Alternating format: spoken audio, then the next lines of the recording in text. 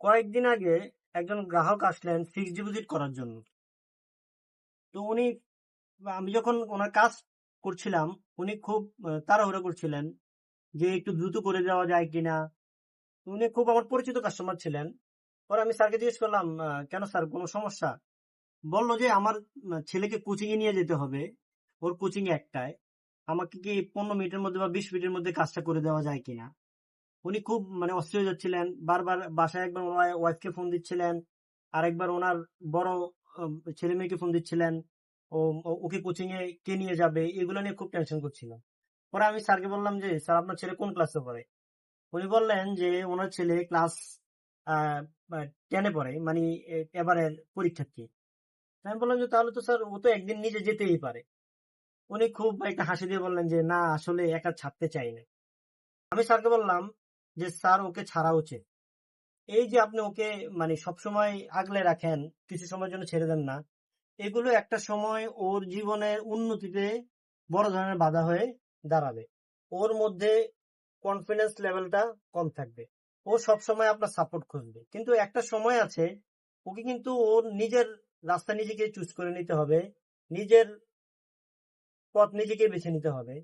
তখন কিন্তু আহ, আপনি আপনি কিন্তু ওর সাথে সবসময় থাকবেন না। এই কারণে দেখা গেছে অনেক ছেলেমেয়েরা যখন ইউনিভার্সিটিতে আসে, আহ, যেখানে গার্ডিয়ানের পুরোপুরি তদারকি থাকে না, বা হচ্ছে গিয়ে পড়াশোনা শেষ করে যখন চাকরির লাইফে যায়, ওদের মধ্যে এই কনফিডেন্সটা কাজ করে না।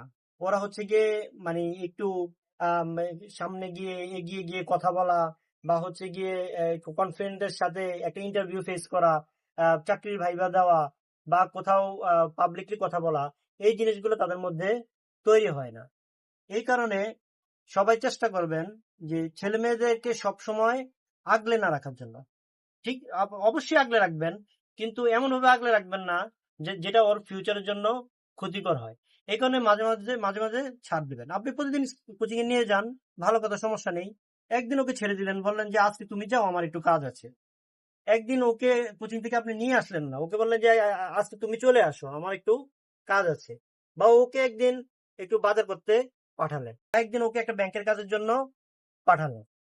এইভাবে বাচ্চাদেরকে কাজ শিখার সুযোগ করে দেন। এতে কি হবে, ওদের মধ্যে একটা কনফিডেন্স তৈরি হবে। সুতরাং আমরা বাচ্চাদেরকে চোখে চোখে রাখবো, ওদেরকে অনেক ভালোবাসবো, আগলে রাখবো, কিন্তু ওদেরকে একটু মাঝে মধ্যে একটু ছাড় দিয়ে ওদেরকে নতুন কিছু শেখার সুযোগ করে দেব, ওদের কনফিডেন্স বিল্ড আপ করার সুযোগ দেব। আসসালামু আলাইকুম।